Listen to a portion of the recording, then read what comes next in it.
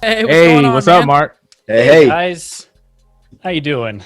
We're Pretty doing good, really man. good, man. I want to apologize profusely for that. I'm so very sorry. Oh yeah, no worries, man. Hey, Mark. I was forgiven with the Oh yeah, cloud poster. Yeah. Good. all is forgiven. Yeah, you're good, man. Hey, look, we usually have problems up here on the podcast, and luckily, we've been doing pretty well so far. So, thank you again for giving us some time to record Sir, our review and whatnot. You've caught me off guard with your TV in the background there. That's the slideshow. Oh, yeah, Slideshow. welcome to the slideshow. Well done. Thank you, Yeah, sir. man. Thank you. Oh, man. Yeah, so hey, again, thank you for joining us and being a guest up here, man. Like I said in the intro, I appreciate you, responding back to me after I slid in your DMs. Yeah, no problem, dude. I like to consider myself a fairly open person, so I try to respond to anybody who gets at me. So Nice. Yeah, nice. It's a good way to be, man. Yeah, for now, Yeah, Oh, yeah, for now. for Yeah, now, you're right. yeah. For now.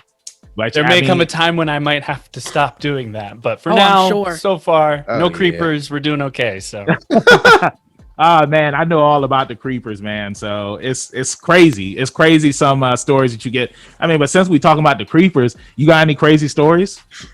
about creepers, Yeah. Let us know, man. not mine. I don't have any. Oh, good. I've been fortunate enough to not have been successful enough yet to worry about creepers. But I have on occasion had to play security guard for some friends. Where we might both be at a con and someone's just really kind of creeping them out. I am not a very big person, but I'm 6'4", so I'm tall. You got so some I can- size to you. Yeah, I can you loom can't a little teach bit. that. Now, Mark, I gotta ask. You're 6'4". What do you run? I mean, what's your weight? Oh God. Give me a ballpark. I'll tell you said what I was 6'4". at my healthiest. Okay. I was 188 at my healthiest. Oh wow. Yeah. So you probably got some length to you.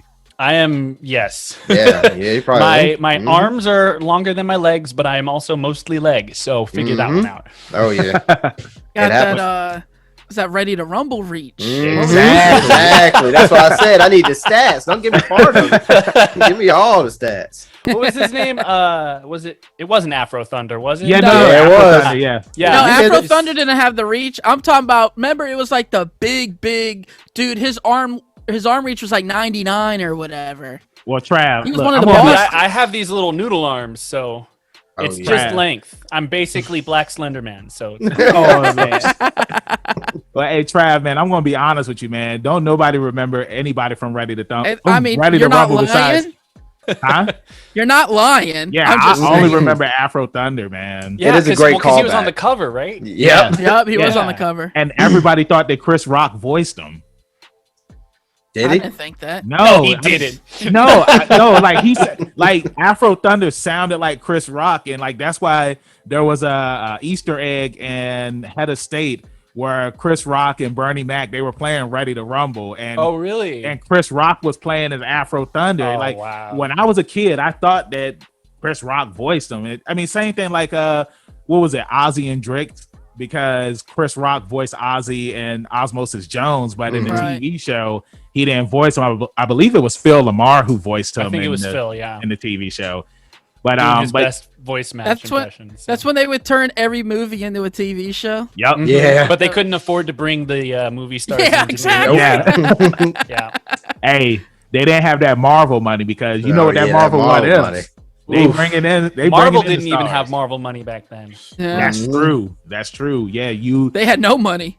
Yeah, they won't know Marvel with. That's how we got the Sony Spider-Man movies. Yep. Because Right. Marvel Yep. was like, we really need money. Sony was like, what if you sell us the rights to Spider-Man to make movies? And Marvel was like, yes, give us money, please. Yeah. And Yeah. they got it on a steal. Yeah. Mhm. Yes, Yeah. they did. That's the reason why Sony will never let that up. Yeah, 'Cause but I remember, Marvel, like, I they don't know got about a. Hey, that. look at them now. yeah. Oh, yeah. So, I think sometimes you Sony gotta would do let it. it go. I mean, Oh, I know yeah. that they said if If Disney, Fox will sell, Sony But no- would sell. The difference is Fox needed to sell. yeah, Yeah. Fox, Yep. Fox needed to. Sony sell, is man. not in trouble. So Not yet. I mean, they still I have mean, PlayStation. So yeah. exactly. I mean, I'm just saying they might sell Spider-Man back, but it might be like 4 times what they what Of they bought them course. for. Yeah. Obviously make a profit. Yeah. Hey, you got to count inflation. Oh yeah, of course. You know what I'm saying? No So, question. but hey, Mark. So, starting off, tell everybody that's listening, what is your origin story? Who is Mark Allen Jr.?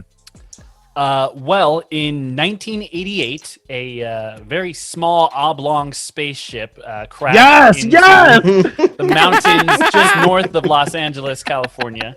And while my father was having this fever dream, I was born. I was born and raised in Los Angeles, California. And I kind of had the entertainment bug as a kid, but didn't really have ambitions of being an actor. I just liked making people laugh, liked being weird, and I would sing, I would dance, I would do slapstick, and just whatever made people laugh. I actually was really heavy in the sciences all the way through high school. But my senior year in high school, I finally got bit by the acting bug. I had taken a musical theater class in junior year and kind of enjoyed where that was. And my senior year, I took acting. I also was involved in a high school improv group, Nice. which was really the thing that led me to even get involved in voiceover, honestly. It kind of all traces back to improvised comedy and sort of that style of acting on your toes.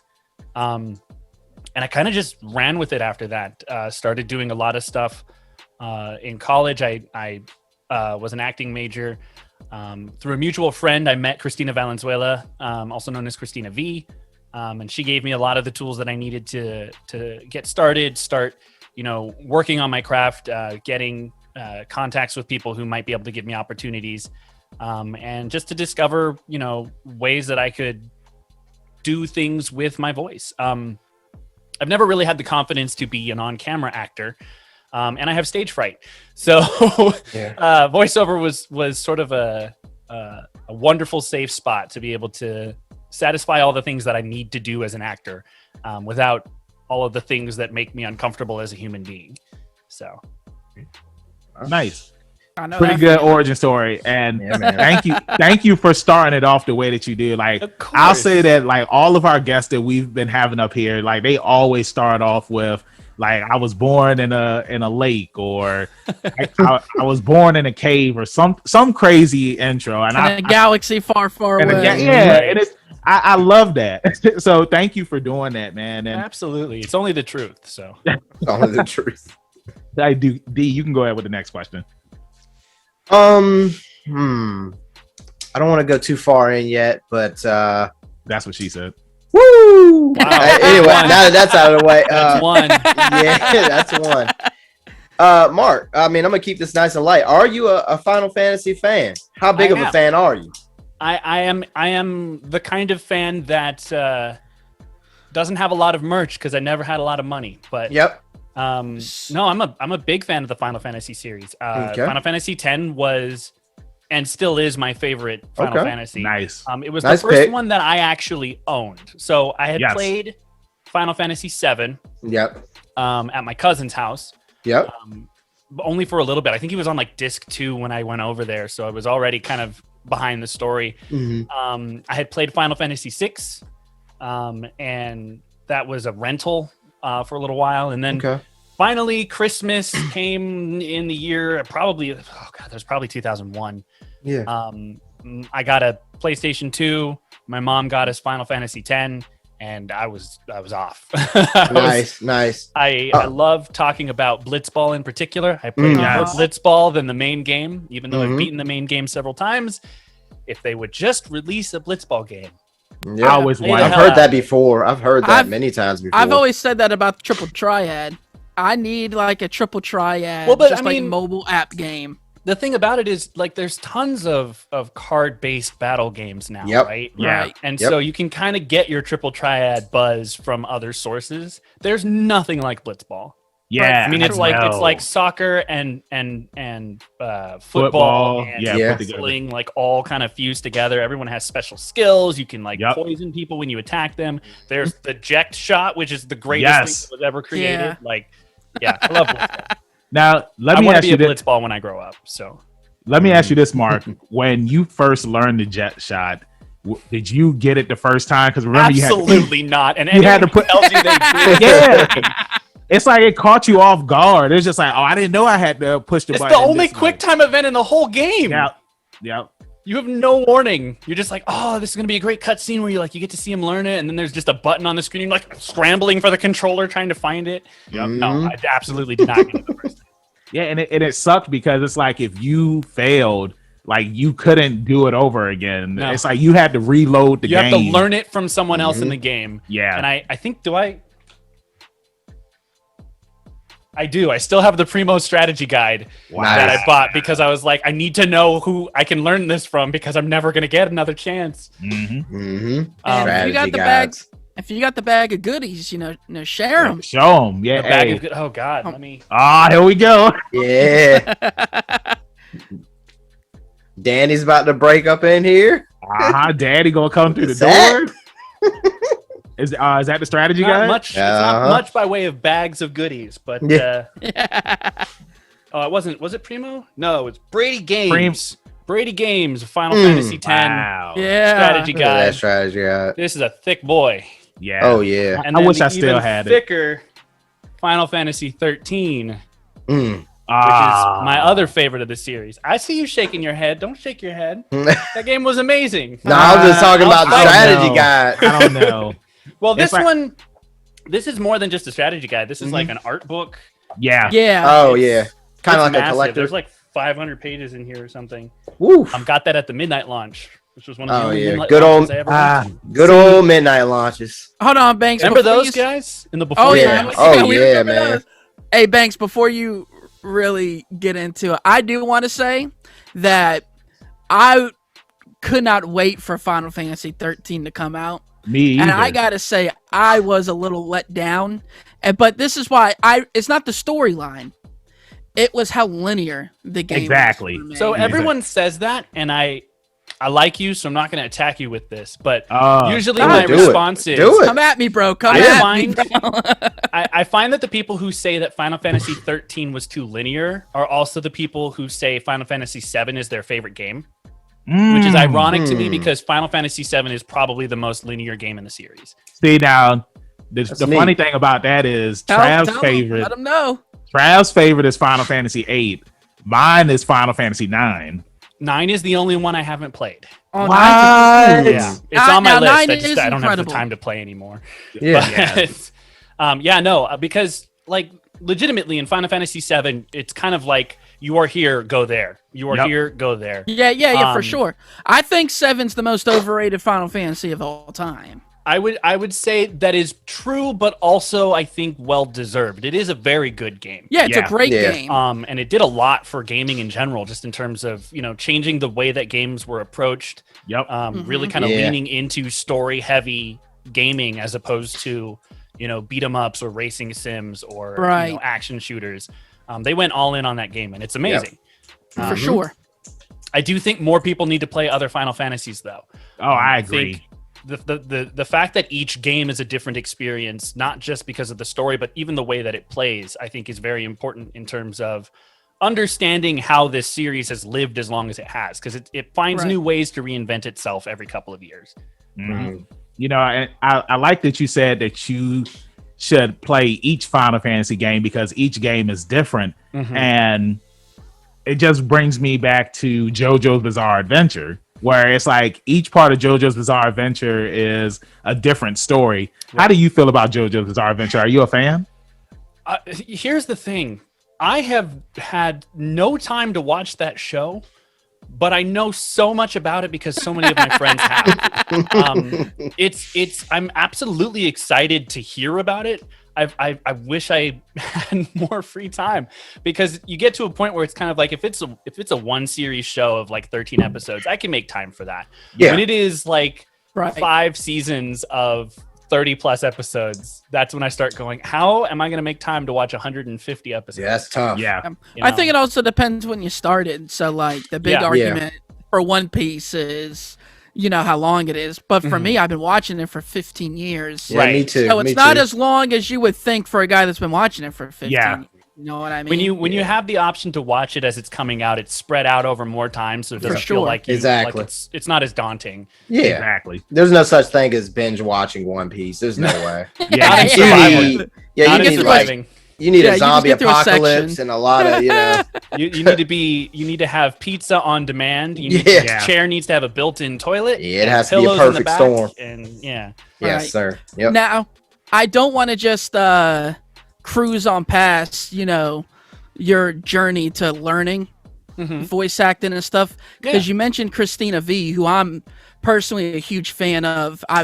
We've tried to land her on the podcast, so I mean, if you could put in the word for your boy and get her on, I would absolutely love it, because she is incredible. I love what she does, and most people know her from as Ladybug, kid wise. She's Ladybug and Marvelous, but she's been in so much stuff. She's incredible. What is it like to learn from somebody who's like been there, done it? There's pretty much nothing that they haven't done in that particular realm. Well, Christina was maybe about 2 or 3 years ahead of me as far as experience went. So she was very much kind of still in that learning phase as well when we first started talking. And so she gave me a lot of the things I needed to get started, like where I could find work, what kinds of options there were. Because before talking with her, I didn't know that people got paid to do this. I guess somewhere in my head, I knew it was a job, but you don't ever hear about voice actors, or at least you didn't in 2006. So, it was just one of those things where I didn't know where to look until speaking with her. So as far as Christina's concerned, a lot of what I learned from her, I learned from watching her, just from the moves that she was making in her career, the different approaches she had to different styles of acting, and how that might change from project to project, how she approached character work. We talked a lot in those early years about just in general the process, and how getting into the mindset of your character in voiceover is so much different than it is on stage. You can still embody your character, you can still physicalize your character even though no one's going to see it. That's something that I learned from her really early on, and that I've always kept. A lot of times people who are just starting out feel a little uncomfortable in front of a microphone, so they'll be standing perfectly straight with their hands on their laps on their side or something like that, and now you're trying to act from here, when in reality people don't move that way. So it's okay to physicalize in the booth. That will affect the way that you sound, and oftentimes to your benefit. Interesting.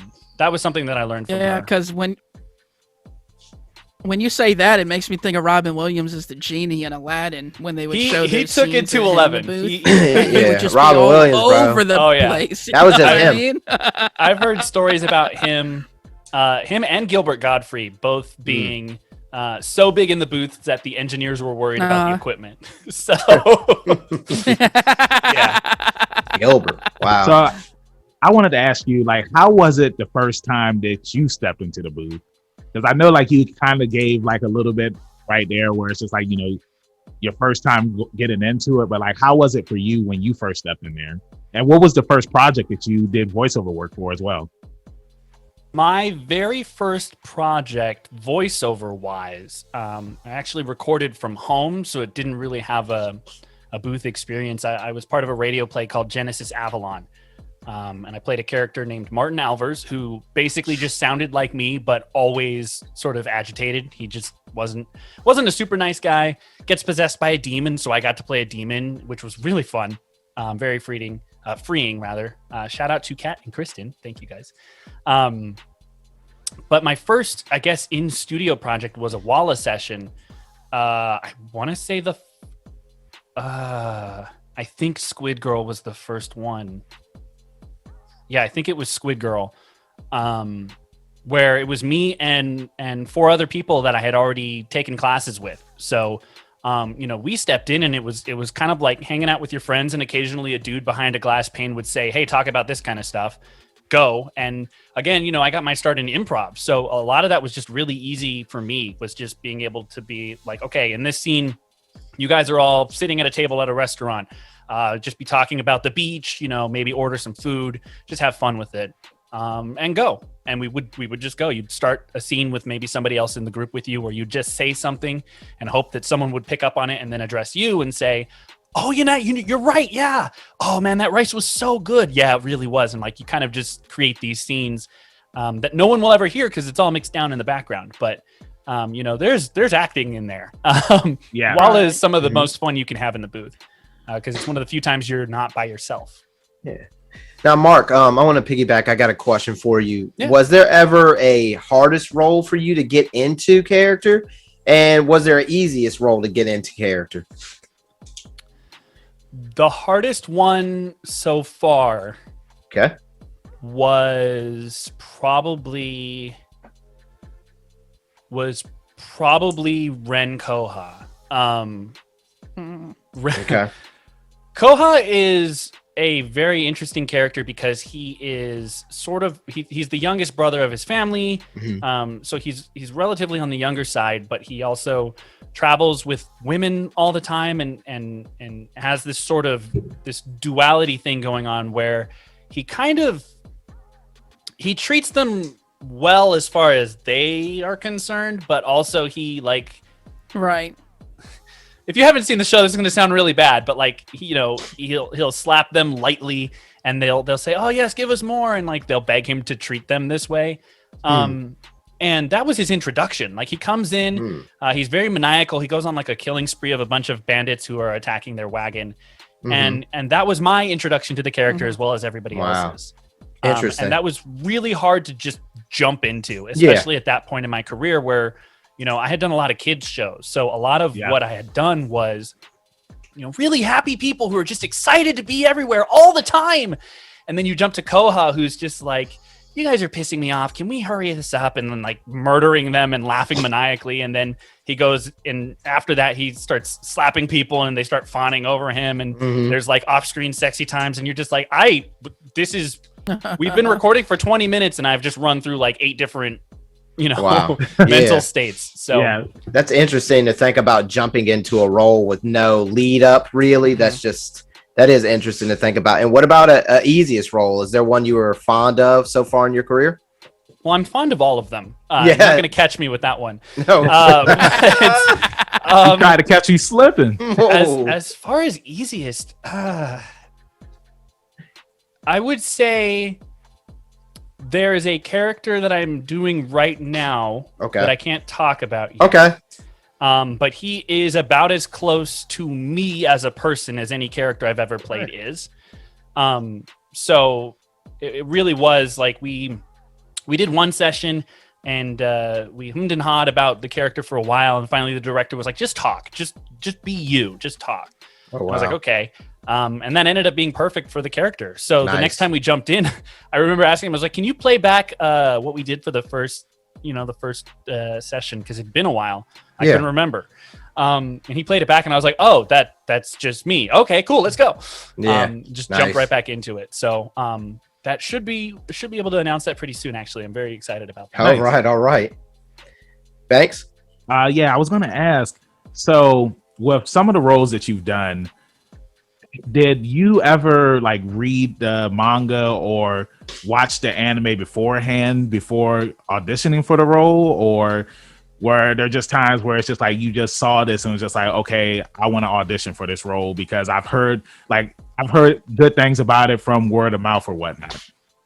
Well, realistically speaking, I don't think there's ever been a role that I chose to audition for. Right. If there's been an audition, someone sent it to me.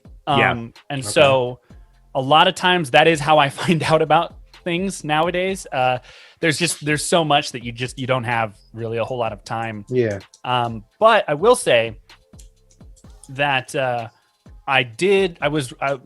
friend of mine reached out to me to play Black Panther in a short little it's called Marvel TLDR. It's about a 3.5 minute video that Marvel produced to introduce the Black Panther just before the movie came out. And I was already a fan of Black Panther when they asked me to read for that. And so that was pretty exciting for me because you might not be able to see him over there. He fell over. He's behind Ren. Just over there, right by the gold statue. He's face see it. down. I can see it. him in the Yeah. background.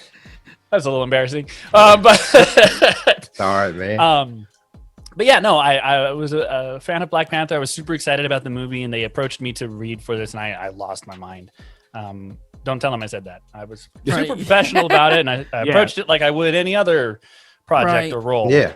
Obviously. But in general, I you know, anything that I get the opportunity to read for, if there is already existing content or information, I will seek it out. Nowadays, a lot more frequently, someone kind of goes, "Hey, we're booking you for this time on this show." If I even get that, sometimes it's just we're booking you for this time. So if I get the name of the show and I have enough time beforehand, I might look into what the show is and try and get familiar with at least the setting in the world. If I don't even have that, I don't know what I'm doing until I step in the booth. So after that first session, then I will go and do research and see what it is I'm doing. There have been a few times where, you know, Fire Force was like this. I was asked to audition for Karian in Fire Force, and this was after the first season had already aired.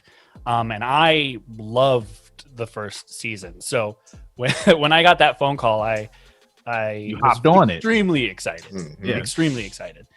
And still kind of blows my mind that I even am part of that show. There's a lot about that show in the behind the scenes that's really unique and interesting to Fire Force. You know, whether you want to talk about David Productions being part of their animation department, and they're being the first Black-owned animation studio in Japan, to, you know, I had the opportunity to share a scene with Zeno Robinson, who we'd been talking for at least a year before that. We were like, we're going to be in something together. It's going to happen. We're going to make it happen. And it happened in, you know, very briefly, but we're on screen together. We have a shot of both of our characters on the screen at the same time, and that was really exciting. I called him right away. I was like, dude. He was like, dude. So there's a lot of fun, like, behind the scenes stuff with that show for me. Nice. Yeah, Zeno is somebody, like, I've slid in his DMs before too. I've been trying to get him on the podcast ever since I heard him as Hawks in My Hero Academia. I'm a huge My Hero fan, so I'm gonna keep trying. Like I always say, you just keep on trying. They're either gonna say yes, they're gonna say no, or they're not gonna see it at all. So and you know, this is probably true of Christina too. Like, you get to a point where excuse me, you probably have, you know, if once you have 30,000 followers and you're a public figure, you probably have a lot of people DMing you all the time. Oh, stuff gets missed. Sometimes you just have your DMs off. You're just like, I can't deal with this right now. I know people get a lot of hate sometimes in their DMs too, and if that builds up too much, they might just stop looking at them altogether. So probably, you know, because I know we had a voice actor, Christopher Dontrell Piper. He voiced I love that man. Hey, you know, hey, he's an incredible guy. He's amazing. Incredible guy. Also a fantastic Shakespearean actor too. So he's awesome. Yes, we've seen his videos, man. Yeah, we talked about that a little bit.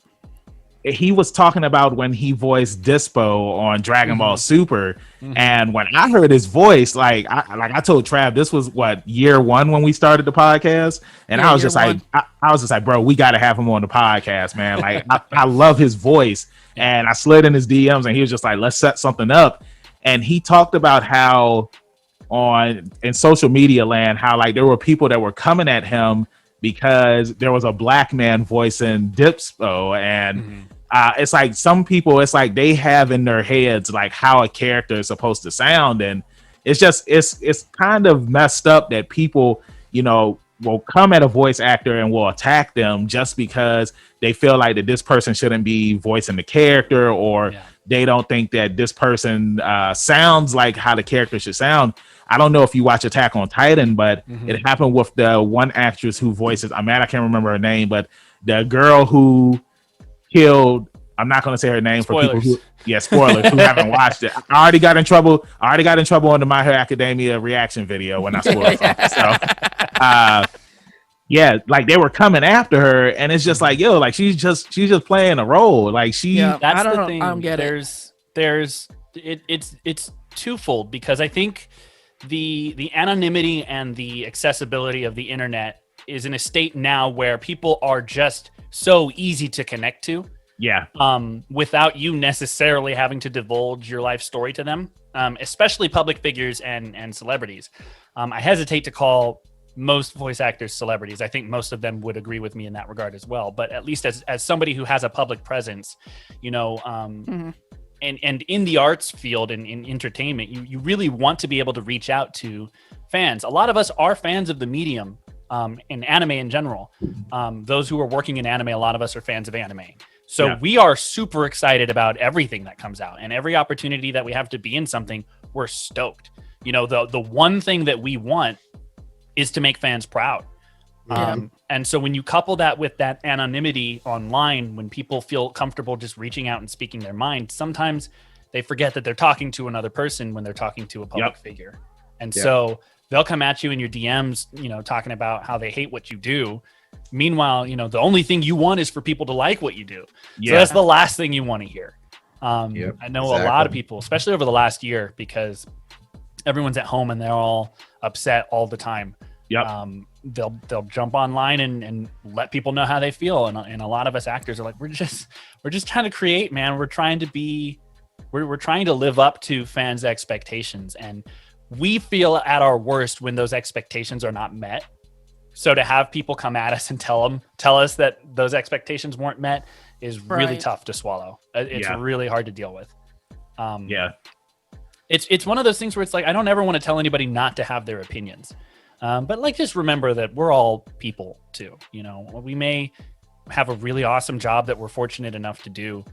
We may, you know, really get to celebrate and enjoy the stuff that we get to create on, but we are still people. And we do care a lot about what we do. Being an actor is about vulnerability and being really emotional and true to your emotions. So, you know, some of the things that we have to do in the booth just to get the performance out already mess with our heads enough to then come home to 8 DMs on Twitter telling us we suck. It's not great. So it would make you want to turn them off. I mean, exactly. Who would want to listen to that? Exactly. I mean, in a way, it could kind of, you know, make you not even want to do it anymore, because it's like it already takes a lot of time and energy to do this and to make sure that your voice is perfect, so that way that you can get in the booth and record without messing up and whatnot. As it's like me, I'm a professional wrestler. And are you really? Yes. Nice, dude. Thank you. And you know, luckily in my career, like, I've never had anybody say, "Hey, you suck," but I've heard stories and seen, like, you know, it's a difference between saying, like, you know, you suck, because early on in my career, like, I was a heel, I was the bad guy, and you know, they're supposed to hate you in that situation. Exactly, but then you still have people that are just like, no, like, you suck, like, you're trash, like, you're garbage in the ring, because you see, like, people, like, they'll be like, this guy can't wrestle, and it's just like, well, you're just a fan, like, how about you get into the ring and you try and see, and like me, like, I'm the type of person where it's just like, if somebody comes at me sideways, I'm going to say something to them. Whereas, you know, a lot of people, they don't, you know, act like that. And there's nothing wrong if they don't act like that way, or, you know, they don't talk back to fans because it's like they don't want to hurt somebody's feelings. But I totally understand. And sometimes it's also you don't know, you know, especially in a public space, you know, you don't know who's going to screenshot your tweet and blow it up, and next thing you know, you don't ever work again. Because someone doesn't see all the context of what was going on. Exactly, man. I know that there was this one situation, because I'm still on a fitness journey, but you know, I used to be over 400 pounds, and I ended up losing 200 pounds just from working out at the gym. Thank you. And, you know, I have loose skin, and I was wrestling at this show, and like, there were these kids there, and they were, it was only one of them, like, and he was making fun of my, my underarm skin. And so, like, some of my friends that were there, they told me about it, and I confronted this kid after the show. And I remember the owner of the company, like, they was just like, did you really have to scream at that kid and yell at him like that? And I was just like, yeah, I needed to put him in his place, because I wanted to set an example, not only to him, but to his friends that were laughing at me, that it's like, you shouldn't do that to people. You know what I'm saying? It's just like, you know, I'm very strong when it comes to body positivity and whatnot. I believe that everybody is beautiful. And it's just like, you know, if somebody is different than you, it's like you shouldn't joke them or make fun of them because it's like you don't know what that person's path has been or what their journey has been like. Yeah, you don't know what they're going through. And I remember it's like the kid, he apologized to me afterwards and whatnot. And some of the adults that were there, they was just like, you did good by coming at him like that because like he was the leader of the pack. You know what I'm saying? Right. He was always the loudest one.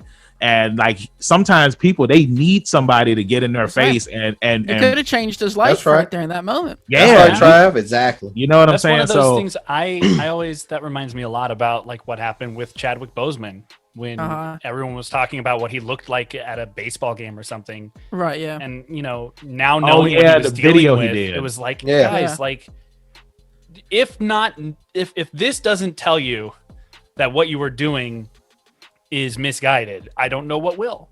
Yeah. You know, you made fun of him for the thing that killed him. Yeah. And you didn't know what he was going through. I mean, that's just like people were prying at him when he passed away, and his family wanted to keep everything private. And it's like, dude, he passed away. Like, that's enough. Put some respect on his name. Like, come on now. It's just crazy how so many people in the world can be like desensitized, I guess, to some capacity. It's that barrier of the internet that I was talking about. You don't have, first of all, there's no personal connection to what's going on when you can look up news that's going on in, the other side of the world instantaneously.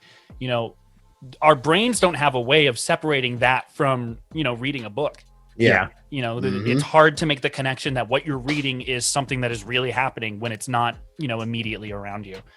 And I think that's part of the reason why this has become such a big problem is that, information is so accessible so quickly that we as humans have not evolved a way of processing that information in as personal a way as we do things that occur around us or to us.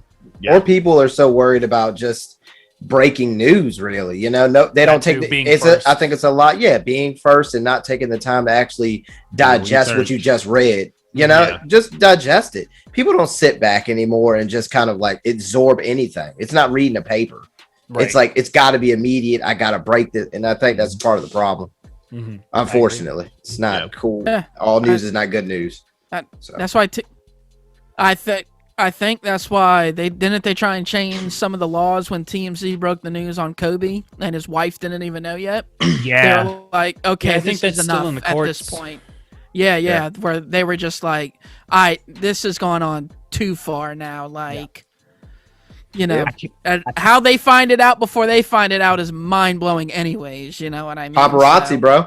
Yeah, paparazzi. If you've got a team of 20 people driving around the streets at all times with cameras on, ready to record something, I mean, it's only a matter of time before they find something before a loved one does, and it's I understand that people are trying to make a living, but I think it's important that as a society we decide that is not okay. We need to find a new way to handle breaking news. Yep. Always let the family say something first. Like don't like if it's not out there, if you haven't seen anything, then just hold your horses pretty much. I mean, I believe it was Kenya Barris. I believe that's his name, where he was on the Breakfast Club and he was talking about how him and his wife, they were going through a divorce and they didn't put it out there in the public, but somebody found out about it and they put it out there. I think it was TMZ. They put it out there and their oldest daughter, she didn't even know about it. So she found out that her parents were getting divorced from TMZ. You know what I'm saying? So it's crazy how the media and social media land can be, where it's like people, they just want to break the news first, It's just crazy, but to reel it back into some of the voice acting stuff, because it's like I love to have like stuff real that's going on a heart-to-heart talk. Heart-to-heart conversations. But call it what it is. But I wanted to ask you, because like how you were saying about like the audition process and if you had already watched the stuff or not. You voiced Gluttony and the Fullmetal Alchemist live action movie. Now, were you already a fan of the Fullmetal Alchemist series? I was. I actually hadn't seen Brotherhood at that point. I watched it after we recorded that. But I had watched all of the first series. And I think the animated movie, What was it called? Which one? I cannot remember the name. There's two of them. You got the star of Milos. Is it something of Shambhala? Yeah, Conqueror of Shambhala is the brother. That was the one. Okay, that was the one that I had seen, and then all of the first series. So that was another example when they were like, "Hey, we need you to come in to record for this thing." Didn't tell me what it was. Didn't tell me who I was playing until I got there. I think they were worried a lot about NDAs on that project in particular. So I walked in and they told me I was playing Gluttony, and I just about fell over. Was this before even the Japanese version came out? Did y'all dub this before? I don't actually remember the timeline on that. Okay. Somebody with faster hands on the keyboard is going to have to check that one. I don't remember when. I know it had been announced already, but I don't remember if it was out yet. Right. Or not. Yeah, because I believe it came out in Japan, and then it was announced on Netflix that it was coming over here, but it was only going to be sub though. And then the dub came out like way later after the sub version. Okay. But yeah, I don't remember when we recorded it, as far as where in the timeline that lines up. But yeah, no, that one was really interesting for me because he's a character type I don't play very often. So it was interesting to me that they pulled me in to play that character without auditioning me, and it wasn't. That's not a character most people would look at me or hear my reel and go, yes, let's bring him in for Gluttony. So it was a really pleasant surprise. I was stoked about it. Still one of the most fun and weirdest recording sessions I've ever had. I think Gluttony, I think that he fits for you in particular, just because he's such a I don't know how he's almost like a childish character in a way. Like he's always asking for permission. He's a savage, but it's the way he carries himself, I think, that might have been a trick. Part of what makes him creepy is that childishness. Exactly. Right. Like, because is it okay if I eat him? Very similar to Majin Buu. Yeah. So in the sense that you're like, you look at him and you go, this dude could destroy a town. Yeah, but he's always over asking. there excitedly, chewing on a chew toy or something. Yep, like chowing down. Yeah. Yeah, so I always thought his dynamic was always interesting to me. He was almost an exciting villain. All of the homunculus, actually, because they just the way they carried themselves is kind of like a weird little family. And he was always like asking Lust, can I eat this guy? Can I eat that? Yeah. And it was cool. Very simple. Yeah. And we spent a lot of time. I think that's why I just love Brotherhood a lot more. Yeah, man. Brotherhood was well done. Right. So I mean, we ain't gonna get into that, Trav, but that Brotherhood brought it home. Mark, question for you.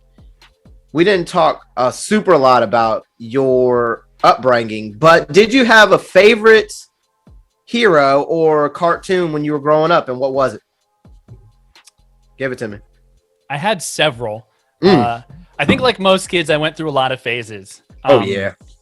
So definitely the Power Rangers, definitely Spider-Man, definitely Static. I remember Spider-Man was interesting for me because I was a big fan of Spider-Man to the point where I was like, I want to be Spider-Man. Of course. Yeah. And then, of course, at the time, Spider-Man was white. So it was kind of like, I can't be Spider-Man. And so I kind of fell out of that for a little while. And then Miles showed up and I went, I could be Spider-Man. Yeah, you can. It's Spider-Man, Power Rangers, Static. I was a big fan of the Animorphs for a while. Okay. Nice. Bring it home, Mostly the books. The show was the show was bad. I don't want to say it was bad. It was fun. It was a sign of the times. I'll say take it in context as to when it came out. It was very good. You have to keep it in context. Yeah, it was like right on par with Goosebumps. Yeah, it also had our homie from X-Men in it. Who? Yeah, it had Iceman in it. Iceman. Who, Bobby? Sean Astin, is that his name? I don't know. I think you're right. Sean Ashmore. Ashmore. Yes. Yeah, because he was on whatchamacallit. He was Jimmy, not Jimmy. Smallville, wasn't it? That Jimmy? Is him. Yeah, it's Jimmy. Yeah. He has had a very good career. He's been in a lot of stuff. He was in a lot of stuff in our childhood. But hold on real quick, because he has a twin brother, and Does he really have a twin brother? I can't remember what his brother's name is, but he's been in a lot of stuff too. And interesting. It's funny because it's like people would see his twin brother and would think that it was him because on one of the episodes of Animorphs where he was talking to himself, he was talking to his twin brother. Yeah. On one of the episodes. Interesting. I remember reading about that because at the time we were like, how they do this is such a good trick. Yeah. And then, the news broke that it was like his twin, and I was like, what? Man. Oh man, that's wild. Okay, so trying to think. I was a huge Digimon fan. I don't know if that counts. Hey, it always counts. Huge Digimon fan. Still am. Like it more than Pokemon? Sorry? Did you like it more than Pokemon? Yeah. Okay, that's what I love to hear. Hey, you don't have to hide it. You know? Yeah, you don't have to hide a hero level of individual. It's not so much about hiding it. It's that, like, you know, like I said, phases, right? So there was a time period where I was like, Digimon is greater than Pokemon, blah, blah, blah, blah, blah. There were other times where I was like, Pokemon's the greatest thing that was ever made, blah, blah, blah. You know, I had both trading card games. I watched both shows, you know. I think Digimon had better music, but you know, oh yeah. I like both of them, but definitely a big Digimon fan. So. Yeah, you can only ride with that gotta catch them all for so long. Digimon. Well, they did release the To Be a Master CD, which I had. I remember that. A lot of good songs on there, but none of them. I think they kind of got like sprinkled in like the Pokemon. Whatever series that Pokemon 2000 was set in with like Tracy. Johto? Was that Johto? Yeah. Or no. They had some of those songs sprinkled in Johto, but other than that, you don't really. It wasn't quite the same as like the songs in Digimon, which were just like they got like legit bands to sing those songs. Yeah. Right. Yeah. Now, Mark. Nothing beats the Digi rap from the Digimon movie. Nothing beats it. Nothing. I have some friends who will hate me for saying this. I think the Poke rap is better than the Digimon rap. Both are very fun. I think the Pokemon rap is more unique and more creative in terms of having to make like all the names fit in a certain flow and making rhyme and all that.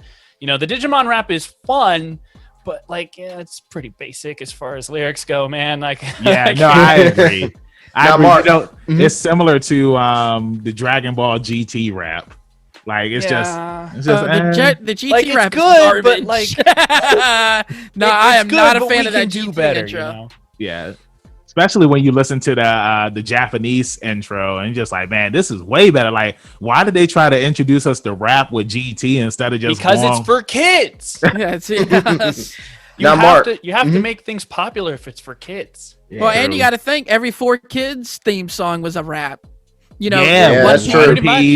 Yeah, those were all, and no joke. Like they put legit like production into those songs. Oh no, they put money into it. They're all fire tracks. Yeah, that One Piece. That One Piece rap is woo. And the only thing I hate is the changing of the names. So but that's a different discussion. So usually when me and D, when we talk on the phone, we always sing the 4Kids One Piece song.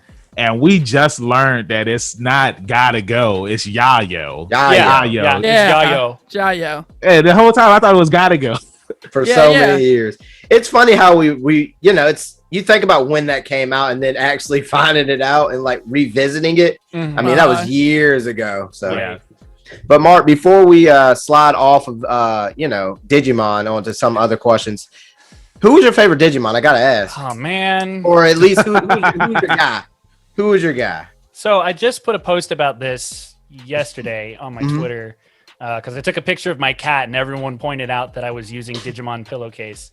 And that's like the oldest thing I own. I think I commented on the pillowcase too. Huh? I said I commented on the pillowcase too. I was like, you're never too old, man, to have these amazing pillowcases. There's some things you just can't part with. Nope. But if I were to pick a Digimon like line that I wanted to be my partner, it would be the Lopmon family. So like Lopmon and Telemon is one of my favorite Digimon, period. Like, come on, it's a giant bunny with axes for hands. Like, that's awesome. Yeah, it's kind of badass. So yeah, I would have to go with Lopmon. All right. And the subsequent Digivolutions. Nice. Okay. Trav? Did you have any questions? Yeah. Oh, go ahead, Trav. Go ahead. Sorry. Not regarding Digimon. No. I hope you're gonna ask me what I think you. No. What? Just kidding. So, because I was gonna transition this to Trav, like I was gonna alley-oop it to him because Trav, he does have the ear. He's our music guy, and Mark, I know that you do some DJing and electronic music and whatnot. So I wanted to let Trav take it away with this because he, like I said, he's our music guy. I haven't heard anything. I didn't even know about this. I missed that part of the information. Hey, I try to do my research, man. Oh yeah. So so Mark, when did you start getting into DJing and music? Have you always had an ear of your own, or ear? I absolutely live my life trying not to sound super conceited. No, it's fine. But I have always had a pretty good ear for music. Okay. I took piano lessons when I was a kid, and kind of stopped taking them because my dad and I used to get into fights all the time because I wanted to play piano when I wanted to play piano, but piano lessons required that I practiced a certain amount of hours every week. Oh yeah. And so like I wouldn't want to practice when I needed to, but then like a song would come on the radio and I'd run to the piano and figure it out on the piano. And so I know this was a point of consternation for him because he was like, "You were so good at this. Why won't you practice?" And I was like, "I don't want to play Fury Elise. I want to play Linkin Park." But then I joined band in middle school. So I started on the bass clarinet. And then in 8th grade, my dad bought me a clarinet. So I played regular clarinet as well. Started taking piano again for a little while in high school. And then for a little bit in college, and then I stopped. About 6 years ago now, I started learning guitar. So I now have 3 guitars. Nice. That's how they get you. It's you start with 1, and all of a sudden you have 12. But yeah, so I've had a pretty involved relationship with music most of my life. One of my earliest memories is a song that I wrote with my older sister.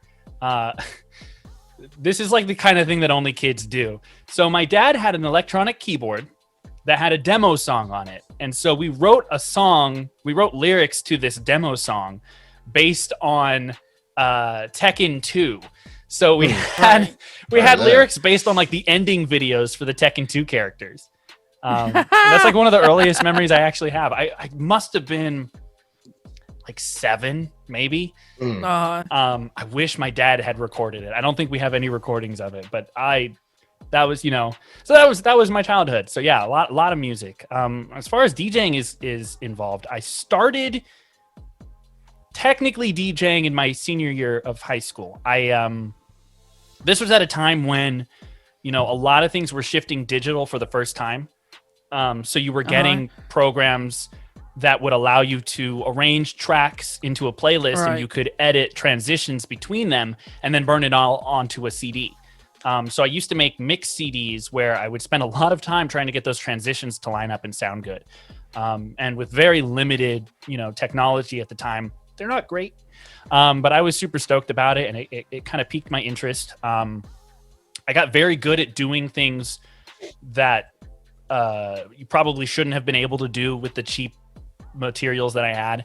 I remember I had a $100 MP3 mixer that used to blue screen my computer all the time.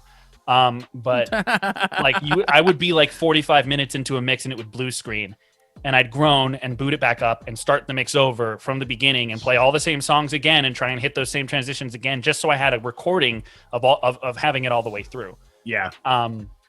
I did that for a few months and then submitted one of those mixes as a demo to an online radio station called Cranky Digital. They were based in Australia, and I was really getting into electronic music at this point.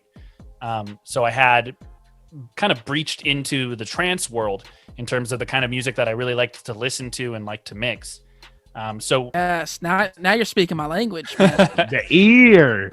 So I submitted this trance mix to Cranky Digital. They were like, "Yeah, this is really good. We want you to join our radio station." So I started streaming in 2008, I think, to their station. And this, you have to understand, this was very different from like now, where people have like Twitch and streaming is pretty easy. You had to piggyback off of a proxy website into their servers, which then other people had to then log into to hear you. All the quality was really crap. I think we were probably broadcasting really crappy. 96 kilobits per second or something. It was really not great. That was how I wet my teeth with mixing. And then I was on another internet radio station. And then I went to a meetup of DJs in LA and ended up meeting someone who became my manager for 3 years. And so I started DJing at clubs. I did like Club Circus in LA. I did a lot of boat parties. Now, what are you rocking? Parties. What am I rocking? What are you rocking? You rocking like a CDJ or I told you I got good at making do with what I had. I still have a Newmark Mix Track Pro, and this was like their first model. It's like under my bed somewhere. I haven't really DJ'd the last couple of years. There's not really been much time or call for it, especially in the last year. Since your only option is to do it online, and DMCA is like vicious right now. So, but yeah, I most of the time my manager would lug around his own equipment for me to DJ on. So I had my CDs, and I would come in with all my CDs and use his equipment. And we made this whole promotion group, and the whole thing was we would provide a guest list, we would provide the DJ, we would provide lighting, we would do setup, we would do advertisement, we do all this stuff as a package. And so we did quite a few gigs and events that way. And then voiceover really started picking up for me. And it got to a point where I kind of was, I was spending 80 hours a week working on music stuff in terms of just getting, mixes together, because I was doing 3 shows a week at that point, as well as any gigs that came up.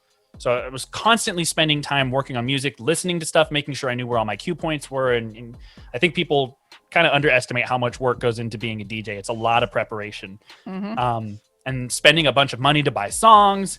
And voiceover was picking up, and I was like, I got it. I have to choose. I have to pick one. The other's going to have to be a hobby. What's it going to be?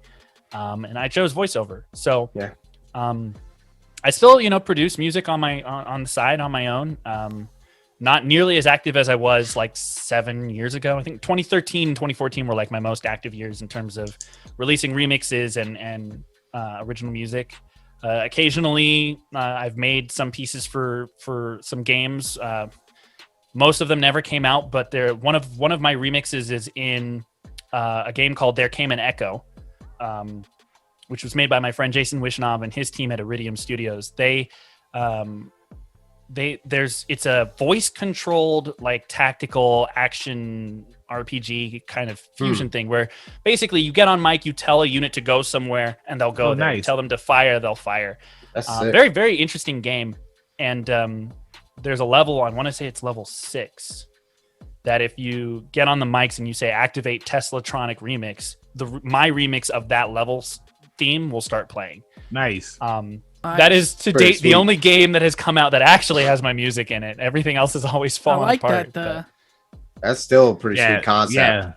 Yeah. I was stoked. I was so stoked. Yeah. It's a really awesome feeling. I mean, because it's like you already do voiceover work. So it's like you hear your voice in all of these projects, but to have something that you created, like your own music, and it's in a video game, Yeah. I'm still waiting. Still waiting for one of those days. But yeah, it's one of those things where, like I said, it's kind of more of a hobby for me now. So I've always been better at playing than I have been at writing.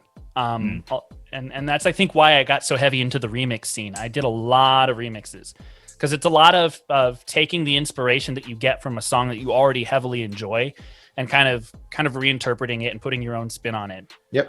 I always considered it the best thing that I could do as a fan of music, as someone who has enjoyed someone's music, is to show that by, putting my own spin on it. It's not about improving or, it's not that it wasn't good enough. It's more that like you've inspired me by this piece so much that I have to also get it out in the world. No. Dude, there's tons of remixes that I enjoy more than the original. Like, in particular, there's an artist named Cat Crazy. He's got a song called Siren, and Armin van Buuren has a remix of it. Oh, wow. And it just blows the original out the water. Like, the original's good, but man, that remix is Armin is a magician. Oh yeah, for sure. I mean, there have been times when I've heard his stuff and I was like, "Who is this?" And I look it up. I'm like, "That's Armin? Where? How?" Yeah, I got to sit in on him doing a like a master class, and he built a whole production from scratch. The best thing I have that relates to that, I got to see Paul Van Dyke live at Monster Massive many years ago. Oh, that's nasty. That was one of the most amazing things I've ever seen, because most DJs will come in with CDs and it's already a lot of work to mix songs together. He would come in with 2 computers and 3 keyboards and just set it all up. And he'd have like some of the backing track and some of the transitions and stuff set up on one of the computers. He'll play live. And play live. Yeah. It was amazing. One to date, Dash like Berlin the best does live that a lot performance too. I've ever seen. Yeah, Dash Berlin does that a lot too. He'll play live. I think yeah. I think oh god, why am I blanking on their name right now? Tritonal. I think Tritonal does that sometimes too. Oh, Tritonal does it too. Yeah. Again, I could talk trance all day, you know what I mean? Yeah. So that's trance family for life, man. So I had one more question for you, and then after that we can go in and wrap this thing up. Sure. You know, I don't want to keep you any longer. No, you're tired of me. I got it. No, it's not even that. Hey, we appreciate you coming up here and just letting us know about you and letting everybody, your fans and our listeners, know more about you. So, and I only feel like we just scraped like the surface. Yeah. You know what I mean? Of like it's so many layers. That, that we still have I'm an onion for sure. Yeah. But I wanted to ask you, what advice would you give to anybody that would love to get into voice acting? You'll probably hear it from everybody, but it's big V, little a. The most important part of voice acting is the acting part. There are a lot of people who think it's about either doing funny voices or doing impressions. Those are skills that can absolutely come in handy in your career, but the most important part is the acting. I have booked more work off of just my voice and being able to act the character than I have on doing weird or wild or funny voices. Right. There's still a lot of fun, but again, like the acting is the important part. So if you can take an acting class, whether it's in high school or at a community college or even at a community theater, if you just want to just jump in and get involved, improv for me was the most important piece of the puzzle as far as figuring out how to do what I do. So much of this job, especially when you're starting out, because you're going to be doing a lot of Walla, so much of the job is just being able to come up with something really, really quick. Hey, Mark, can you step up to the mic? We've got this creature we want to just grab a single line from for a second. Oh, yeah, sure. You step up to the mic, and then they put on screen, this image of something that looks like a cross between Jello and a potato. And they go, so this creature, we'll take a look at it. Looks like his line is, "You'll never take me alive." Let's just, let's see what that sounds like. And you have to just go. You have to immediately know, okay, this Jello potato, what's he going to sound like? How does he feel about this situation? He's saying, "You're never going to take me alive." Is that actually what he's saying? Or are those only the words? Is there something behind that? How does he, so it may not necessarily be as involved as like write a 5-page paper on the history of this, Jello potato and what his life was like and how he feels about his sister. Like, you may not need all of that in the moment, but being able to put yourself into the shoes of something that you've never experienced or never lived is extremely important. So definitely take acting classes and improv if you can. Those are, I think, the biggest things for anybody who's interested in voiceover. Just remember that like there's more to it than funny voices. Right. Thank you.